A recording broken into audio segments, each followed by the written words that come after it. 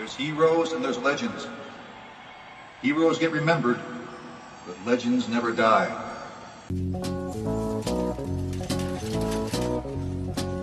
It's the Sitting Sportside podcast, exclusively on 1045theteam.com. Oh, no! Because there's no crying in baseball. There's no crying in baseball! No crying!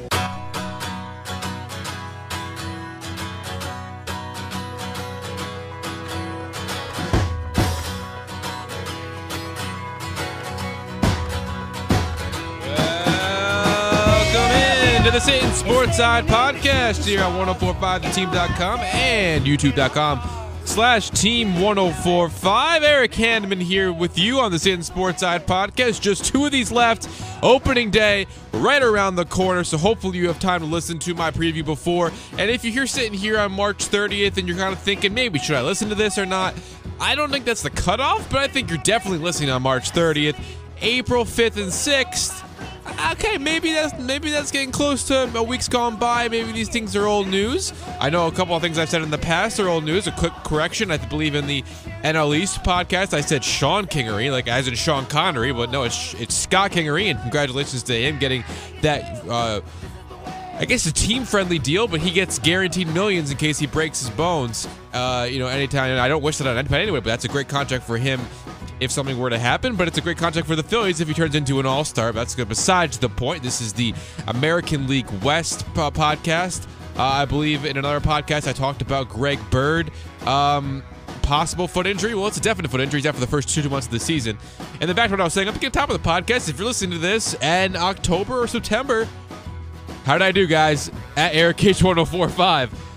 By some chance you're listening to this at the end of the season, or maybe even in 2019, 2020, any other season. How did I do, guys? Yeah, I'm sure I'll be reaping some of these words. Let's start off with the fifth place team here in the American League West preview podcast, which has the defending World Series champion Houston Astros. Let's not forget about that. But starting in fifth place, I'm going to put the team that's been there for a couple times in the past couple of seasons, and that is the Oakland Athletics yet again. It's really easy to put Oakland in last place, and they are a team that at times just show that they don't necessarily always have the best talent, but they somehow put themselves in position to win the division. They've done it in the past where they didn't look like they had a lot. We're talking back into the 2013, 2014 seasons, the years when they made the playoffs, and more recently they haven't been that type of team. But they've done a lot this season. I think that they're starting to reap some of the benefits possibly from the Josh Donaldson trade, which that was kind of a snap decision by Billy Beane. And they've gotten they have some good young players and what could be an underrated lineup in Major League Baseball this season. We'll talk about that in a second, but starting off with the rotation, this is why you don't necessarily really like the Oakland Athletics, because they really only have one pitcher that I'm really kind of get excited about that's in the opening day starting five rotation, and that's Sean Manaea. Super Manaea, right? He can really pitch well when he's on. I mean, he's one of the best young pitchers in the league, a big lefty, so he does his job there. But past Manaea, Kendall Graveman has been okay. He's a guy that they got in the Josh Donaldson deal. He's been okay. He's opening day starter, but he hasn't been sensational. And while I don't necessarily think he's going to be bad this season, as a top rotation guy who's going to be a guy you really expect to be at the 4.2 ERA on the season, it's not great for that to be the top of your rotation.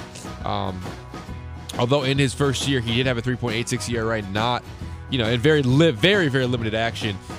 He's hovered around 4.05, 4.1 in his career, and the strikeouts aren't necessarily there. He's more of a pitch for contact type guy, and sometimes it works in stadiums like Oakland, but on the road it could be a problem. Past that, Daniel Mengden is kind of a guy that really isn't to be trusted. Andrew Triggs and Daniel Gossett rounded out, and they're also guys I'm not necessarily too hyped up upon, but they have some young guys. I mean, Jarrell Cotton's out for the season, so the upside from him isn't there, who they got from the Dodgers a couple of years ago at the trade deadline.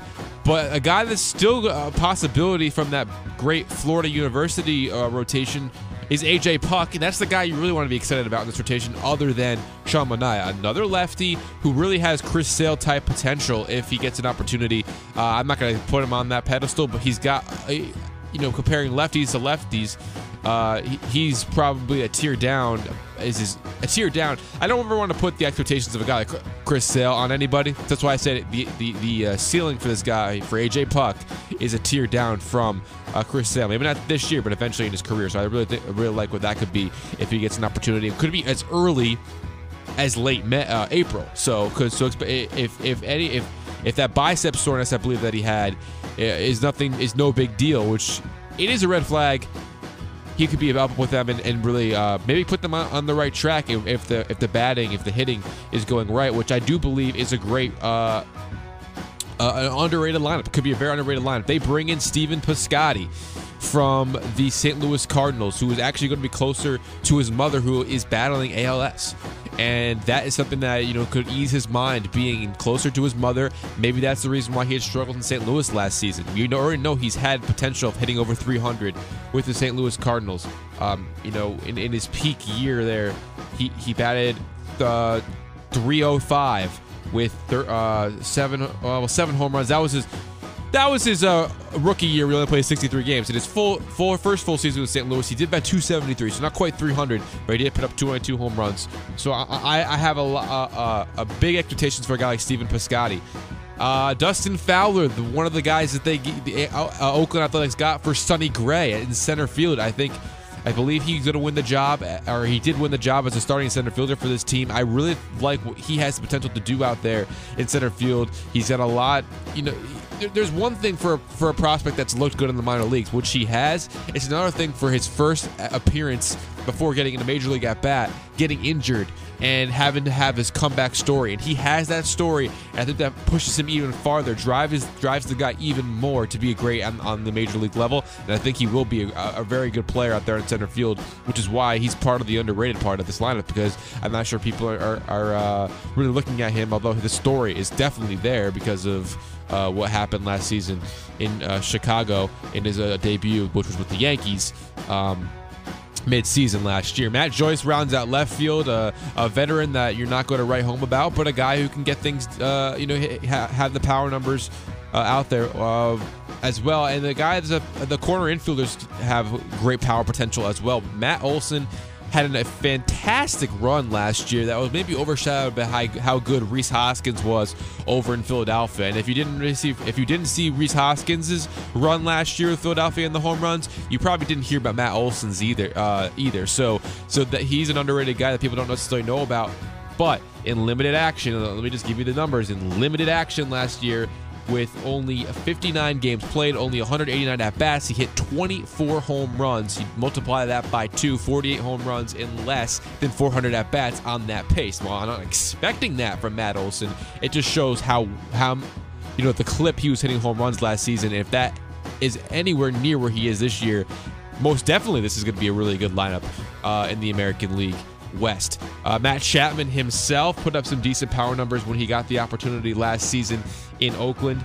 He had 14 home runs in 290 at bats, so it's less home runs in more at bats, but still the power numbers are there. If you're giving him a full season of around 600 at bats at that clip, that's around 28 home runs. It's very impressive from a guy like Matt Chapman. In the middle infield, Jed Lowry had a very underrated season last year. If he could continue that, and Marcus Semien can do what he has done in the past, then you're looking at a pretty good lineup. And then with a guy like Franklin Barreto, who was the centerpiece really of that Josh Donaldson deal, if he could do anything like he did in the minors in the major leagues, if one of those two struggle or get injured, the fact that he can step in makes this team even more this lineup even more formidable. And let's not forget about the centerpiece of this lineup for the last couple of seasons, the guy who has hit 40 home runs in back-to-back seasons. That's Chris Davis, who will probably be the DH for most of the season. Maybe he'll play the outfield here and there, but he's a DH for this team. So let's not forget about that. There's a lot of power numbers that could be had on this team this year, and that's why they have a good lineup. That's why I kind of wanted to put him higher than 5th place, but because of that rotation. And then they bring in a guy like Jonathan Lucroy to be their catcher, who has been known to be able to hit at a good average. I mean, give me a break. This could be a really good team. I've already spent like 7 minutes on this team. So they have a good lineup. Bullpen-wise, Blake Trinan will probably be their closer with Chris Hatcher in that bullpen. And Santiago Casilla, who is long gone probably as a closer, will be part of that bullpen as well. Ryan Dole making his way back from right shoulder soreness. He's a decent option out there in the bullpen as well, who has been a kind of, flirted with the closing role but never actually had it. And then a guy like Mario Petit has been a underrated guy the last couple of seasons for teams like the Angels and Nationals as long relief and sometimes middle relief help. So I think Oakland could actually surprise people, but because of that starting rotation, and maybe because I don't necessarily trust them being able to get over that hump, and there's a lot of good teams in this division, I have them in 5th place. But as you can hear, I really like this team. Moving on to my 4th place team, I don't necessarily have anything against this team as well, but they're the team that I looked at the other four teams in this division, and I said to myself, okay, if you didn't put Oakland in 5th place, like you want to put the Oakland higher, and not that 4th place is this great thing, but if you want to put Oakland in 4th place, what would be the team that you put in 5th place? And I came upon that team and I said, okay, that's going to be my 4th place team. And that's the team that I'm going to say, you know what? They could actually revert into being in 5th place. And unfortunately for your Texas Ranger fans, that is your team. The Texas Rangers I have coming in 4th place. And I'm going to tell you why that real quick before I get into a lot of these other players on the team. I think it's a lot to do with the injury history on this team. And then the fact of the matter is they have guys who don't necessarily hit for average. You add that upon their rotation isn't very good, and they play in a hitter's ballpark as opposed to Oakland playing in a pitcher's ballpark. But the rotation, while the rotation has higher guys at the top, a.k.a. Cole Hamels, past Hamels, they really aren't that much better than the Oakland rotation. The lineup, just as good, just as much hype because it has a lot of good players. But there's just enough there that you can say to yourself, you know what, the bullpen's not that strong.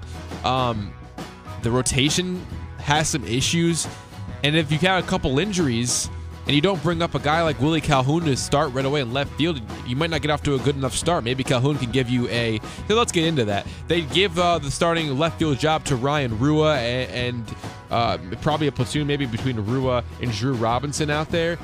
While a guy like Willie Calhoun, who looks like a professional hitter, they have some quarries about him playing a good left field, they sent him down in the minor leagues. Well, I think he'll probably be up mid-April because this team struggles early on. They're going to want a better bat up there. No offense to Rua or Robinson, but they need to have a guy like Willie Calhoun out there because this is a team that's going to need to score a lot of runs because I don't trust their pitching enough.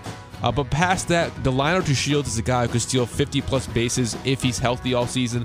I think he's I won't say he's going to steal more bases than Billy Hamilton, but I think he's actually a better Billy Hamilton at this point right now with the way I see Hamilton hitting the last couple of seasons and in the spring training. So look out for Delino DeShields to be one of the better stolen base guys and leader leadoff hitters in terms of stolen bases in all of baseball. Nomar Mazara could have a really breakout season this year. He plays right field. Shin-Soo Choo is a good enough DH to get the job done. Joey Gallo his power numbers are off the charts just as much as Matt Olson's over there in Oakland. Rudy Odor plays a good second base, but the batting average isn't great. But Elvis Andrus, what he doesn't make up in the power numbers from the other two guys, he can hit for average.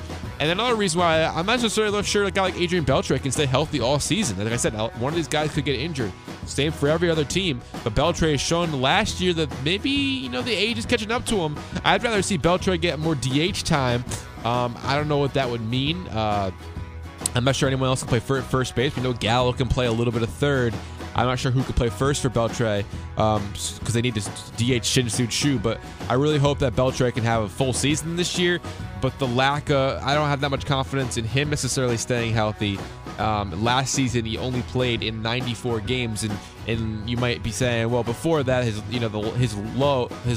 lowest total of games before that was in 2011 when he only played 124. He's played 143 or more in the other seasons since that, but still 94 games. It's more than half. I get that, and he still hit 312 in that limited action. It's just there's enough there for me to say, you know what?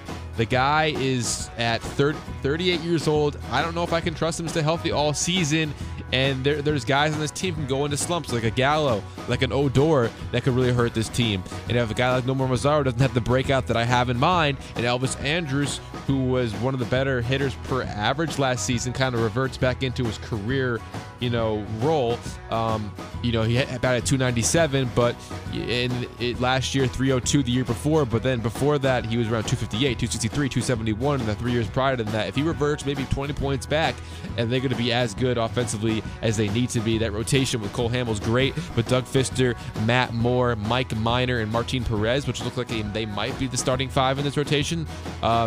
They're not great past Cole Hamels, and even Hamels has had struggles in the last couple of seasons, or at least last year, with the ERA ballooning to 4.20 last season. So the rotation has some troubles, and that was his first full year, I believe, in Texas. It wasn't. It was his second full year, the first full year as a Texas Ranger. He had 3.32 ERA, but that's still, at 4.20 scares me. And like I said, the bullpen, really not that great. Alex Claudio isn't a hard-throwing closer. Not saying you have to be a hard thrower or a flamethrower to be a great closer, but I don't know if I trust him that much behind the bullpen. Keone Kela, Matt Bush, I like those two. Jake Diekman, he's a decent guy, but past those 3, I don't know. And then it really comes down to what Tim Lincecum and Jesse Chavez can be. They can enter the rotation if they need to enter the rotation, and if Lincecum could have a big bounce back year, that would be huge for this team, because they need a good starting pitcher behind Cole Hamels. And I don't know if Doug Fister can do that, but I do have faith in a guy like Doug Fister, because he's been a good pitcher in the National League West before. So we'll see if that's why I have them in 4th place, because they're a team that I can see reverting and being a team that kind of falls off. That unexpected team that you expect to compete but falls off at some point during the season. My 3rd place team, it's a team that I only have in 3rd place because, let's not bury the lead here. I have Houston in 1st place. There, I said it. I have Houston, the defending champions, in 1st place. I don't think anyone can blame me, and I don't think anyone's calling me crazy for doing it. I think everyone's saying, I agree with you. So the reason I have the Seattle Mariners in 3rd place over the Los Angeles Angels, now that I've already told you who I have in 1st, maybe it's because I don't necessarily. This is a team that year after year after year, you say to yourself, you know what, this team could finally put it all together and make the playoffs. And I don't necessarily see this being, because of that, I don't necessarily see this year as me putting them in 2nd place and maybe having them get a wild card. I'm not saying that I definitely have the Angels getting a wild card or not. I'm just saying that I'm not going to put them higher than 3rd place until they prove to me, you know what, we can put everything together. Because year after year after year, they seem like, ever since they got Cano, it seemed like this could be the year. This could be the year. This could be the year. And it never really happens. And you could say the same thing about the Angels. But before I get to the, diving into the teams and talking about the teams, the Angels have at least, surprisingly, it seems like it's a long time ago, but they're really only, I guess, 3 years, right? 3 years removed from a playoff appearance. It was 2015 when they played the Royals and lost in the playoffs. So fine, that's 3 years removed, but it's closer than the Mariners have been in the playoffs. And that still includes guys like Mike Trout and Albert Pujols who are on that roster, and some of these young pitchers on that rotation have, were there around that time too. So it's not that saying that they have great postseason experience and knowing how to get there, but I just think there's enough there. There's enough equality between the two teams that I say to myself, you know what, Seattle lets me down year after year after year after these high expectations that I'm not necessarily sure they can put it all together this year. And that's why I have them in 3rd place. Does that make any sense? I don't really know if you're following my logic here, but if you are, great. If not, tweet at me at EricH1045. Call me a hater. That's what you'll call me, regardless of where I have your team. Unless I have your team in 1st place or making the playoffs, I'm a hater, right? But I've already given you a lot of positives I like for my 4th and 5th place team. So just know that I'm giving you a lot of positives. Or come at me at Twitter. So, starting with this team, they went out and had a decent offseason. Yet again, how many times do I have to tell you about their offseasons? They bring in decent players. Ever since Cano, they've brought in guys like Gene Segura, and they didn't make the playoffs last year. This year, they bring in D. Gordon. He's going to play a center field this year. A guy we know who can hit for a high average and getting on base and stealing a lot of bases. They have a couple high average at the top of the lineup now with D. Gordon and Gene Segura, with Cano in the middle of the lineup, with Kyle Seager, who hits a lot of home runs, and Nelson Cruz, who is one of the most underrated probably players in all of baseball, just because of the fact that, he doesn't necessarily play the outfield anymore, but he's still consistently putting up home runs year after year after year. That's not to mention that, ever since he got tested positive for steroids, he still hit 40-plus home runs in every year except for last year, which he hit 39. So, he's hitting home runs after home run. He tested positive for steroids before the 2014 season. Before that, his career high in home runs was 33. Think about this. He tested positive for steroids, signs with Baltimore, hits 40. Then he comes to Seattle, hits 44, 43, and 39. So, but after he's tested positive for steroids, he's actually hit more home runs in all those seasons, all four of those seasons, than he had any other season when he tested before he tested positive for steroids.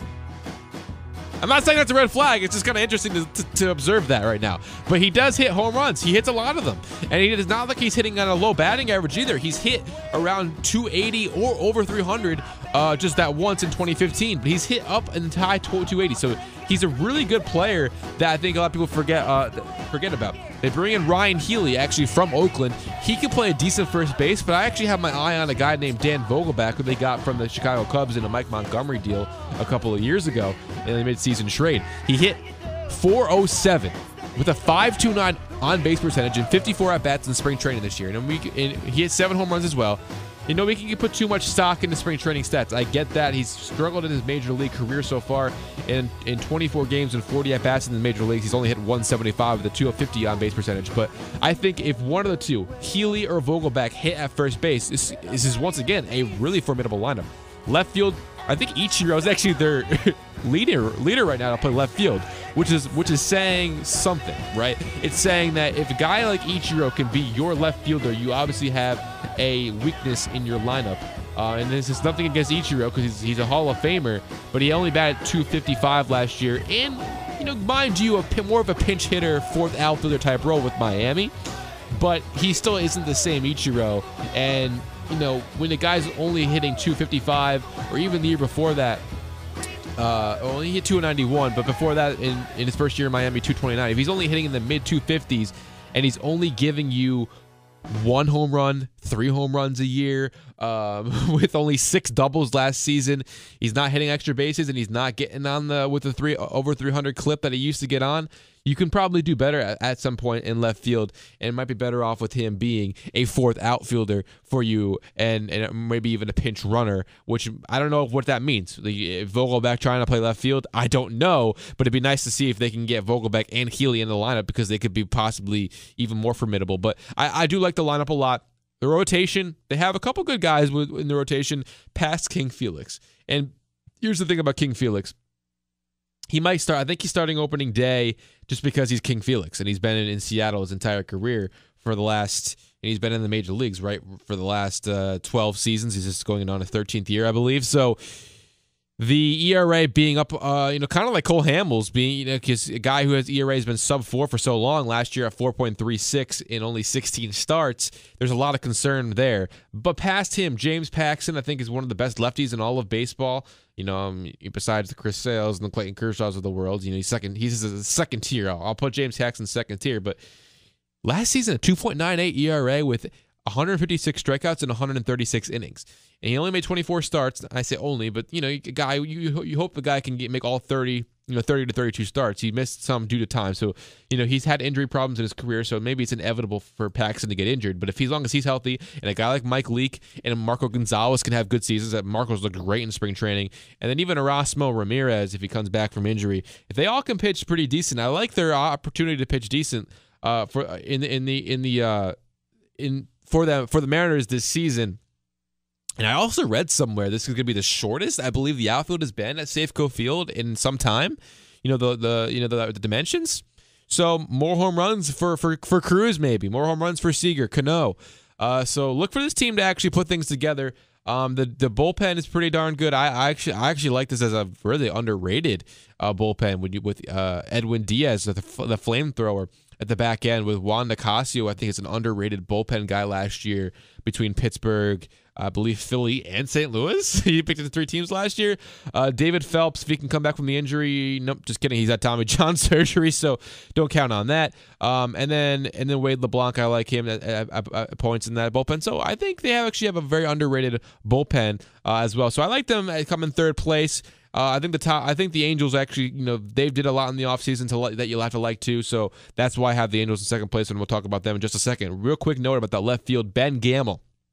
is their option if he can get that right oblique okay in left field. I don't want to leave him out of the equation because he could be a possible option in left field for Ichiro, and then also they have to have a guy as big as Dan Vogelbach play left field, or Healy himself play left field. I'm not sure that was even an option, but Gammel's a guy that will come back and possibly take over that left field role as well. So just know that. And then they also have an option in Guillermo Heredia to play left field. So that's my third place team, Seattle Mariners. They have a potential to possibly to even compete with the Houston Astros, as do a lot of these teams. I mean, I have my worries about the Rangers and Athletics. I've already told you guys, but I've also told you about a lot that I like. I think they could even compete at some point this year. They could be the most competitive division in the entire American League. Actually, I'm going to go on and say that it will be the most competitive division in the entire American League.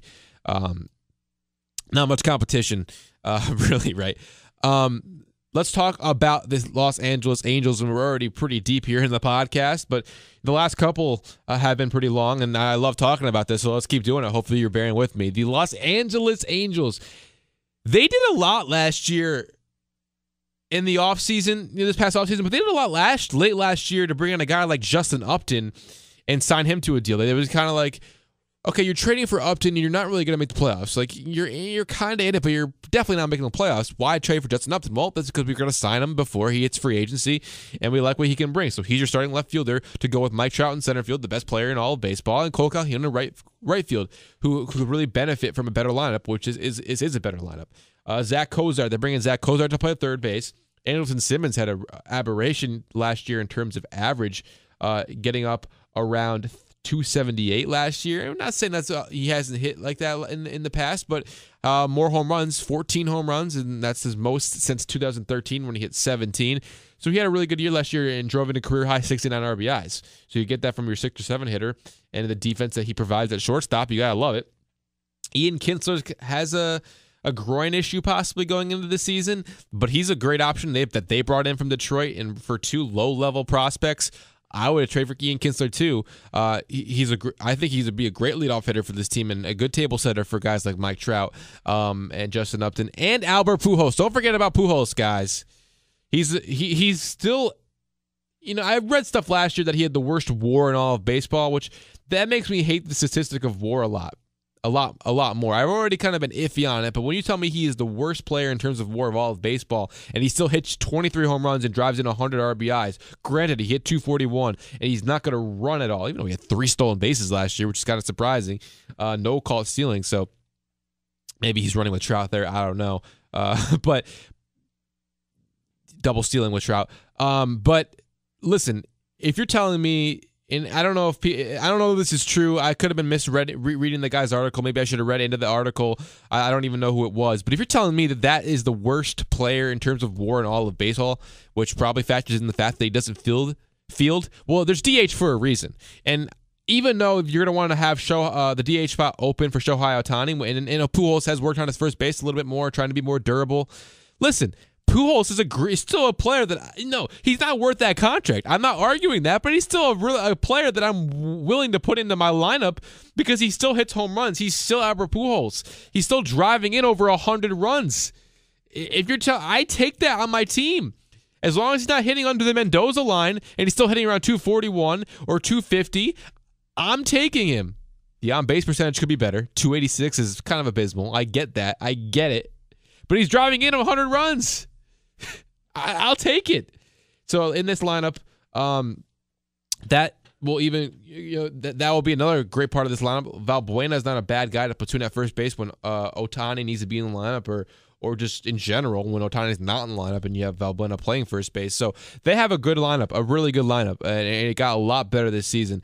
Martin Maldonado is the catcher, and he's probably the weakness. And not saying that facetiously, but he is. The catcher usually seems to be the weaknesses in the lineup, but he still was able to hit 14 home runs last year, so maybe he can build on that, but the average really isn't anything to really write home about. Rotation, Garrett Richards, Andrew Heaney, Tyler Skaggs, Shohei Ohtani, Matt Shoemaker, JC Ramirez. Yes, they're going with a 6-man rotation. I kind of like it. And if it works out, and if they have great numbers, guys who have kind of struggled in the past to stay consistent and stay healthy, if they, A, put up good numbers, and B, stay healthy, this 6-man rotation thing could possibly catch on as every team thing. I mean, not every team, but other teams might adapt to it, especially if the arms are getting preserved. I like a lot of these guys. Richards and Heaney have high upside. Tyler Skaggs, I'm kind of iffy about. I liked his upside before, but I'm kind of iffy about him. Shohei Ohtani, I'm buying into the hype with him on the pitcher side. Not necessarily thinking he's going to get over 300 at bats and hit like he did over in Japan, but I'm buying into the pitcher side of him. I think he can be a really good pitcher in the major leagues. Shoemaker and Ramirez, guys who have shown that they can really pitch in the league, but also shown that they can struggle. So to round out that rotation, I'm fine with them. And then they have guys I believe like Nick Tropiano and Parker Bridwell waiting in the minor leagues if they need them to enter the rotation as well. So they have actually a decent rotation. That's why I have them in second place, because look, I think the lineup's real. They're going to put up a lot of runs, and I think the rotation actually is or has potential, and it's on track to have a really good season, especially with a guy like Shohei Ohtani sandwiched into this rotation. Like, he's the meat of the sandwich right now, as the fourth starter. Bullpen-wise, I think Cam Pedrosian should be the closer, but it looks like Blake Parker is going to get every opportunity to do it. I'm not saying that he's can't do the job. I think that he's a good player at the back end of the bullpen. Whether or not he's the closer by the end of the season, I don't know. But I think he'll still be a good contributor to this bullpen, regardless of what his role is mid-season to the end of the year. But right now, he's the closer, and Jim Johnson also in this bullpen as well. Maybe one of those latter two guys, Bridwell or Tropiano, will be a long relief guy at some point for this bullpen as well. So I like the Angels to come in second place. Houston Astros, we're getting over 30 minutes here. We're at 31 minutes. I'm going to go quick on the Astros. You know about them. George Springer, Jose Altuve, the reigning MVP, Carlos Correa. George Springer, I didn't say it, but the reigning World Series MVP. Carlos Correa, the reigning guy who got engaged after winning the World Series. Justin Verlander, the guy who got married right after the World Series. You guys know that one. Alex Bregman, fantastic third baseman. Yuli Gurriel, who will be suspended to start the year, and let's not get into that. But I'm not gonna go there. Good first baseman. Derek Fisher will have every opportunity to possibly secure a left field spot, but Marwin Gonzalez, fantastic as a backup guy. Not to mention Kyle Tucker, who they have waiting in the wings, who had a fantastic spring. Evan Gattis is the DH. Maybe Tucker will be the DH by the end of the year, because I have my suspicions about Gattis, but he's also a backup catcher to Brian McCann, who's also a really good catching option. You know about the lineup. It's going to be a good lineup. It's going to be a good lineup. It's going to be a great lineup, right? So you know about the lineup. Josh Reddick, did I not mention him? He's an underrated part of the lineup as well. So we know what they're going to bring. Verlander, I think, is going to have a good year, but don't necessarily expect everything that he did since being traded there. I think he's going to go back into what he might have done. To expect what he did after being traded to Houston, which was a 1.06 ERA and just 5 starts. Just 5 starts, but still 43 strikeouts in 34 innings, unrealistic. But 3.82, 176 and 176 strikeouts in 172 innings with Detroit. I think that's what you're going to expect from this guy, from most of his Houston. So he's going to be still an ace at the top of the rotation. Dallas Keuchel, love him at number 2. Lance McCullers Jr., one of the best curveballs in all of baseball, and if he puts everything together like he did the first half last year, which warranted an All-Star appearance, I mean, that's a fantastic top 3. We already saw it in the playoffs. That's the 3 in the playoffs again. They'll have a great opportunity to go to the World Series again. And then Garrett Cole and Charlie Morton.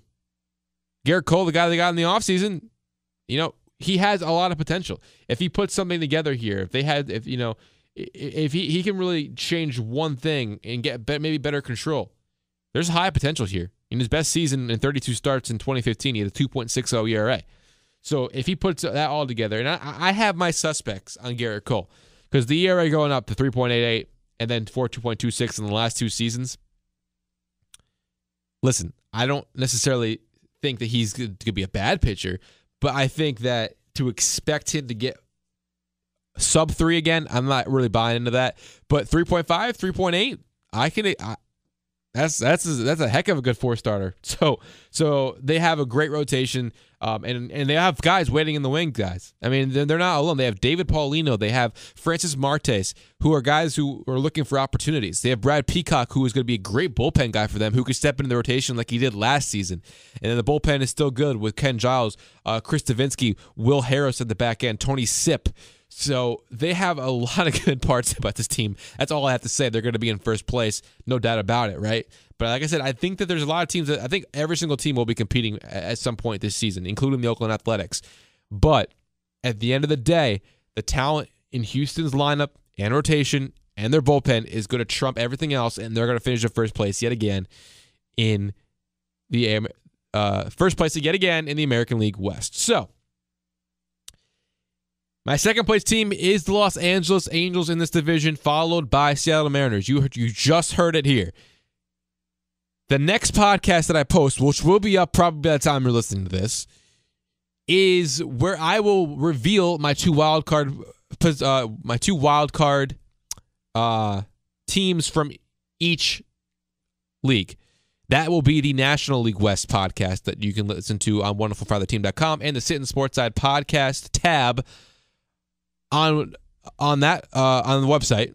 So there's a podcast tab at the top of the page on wonderfulfatherteam.com. Click on the Sittin Sportside podcast on that podcast tab, or go to youtube.com/team1045 and go to the Sittin Sportside playlist, and you'll have all of them there. That will be right there. It will be the AL West, and then right above that will be the NL West, right at the top, where you can hear my predictions for the World Series, the other two playoff teams. You have three of them. You have the division winners and all of them. And, if you haven't listened to all of them, so you'll have all three of them after you listen to the NL West podcast, obviously.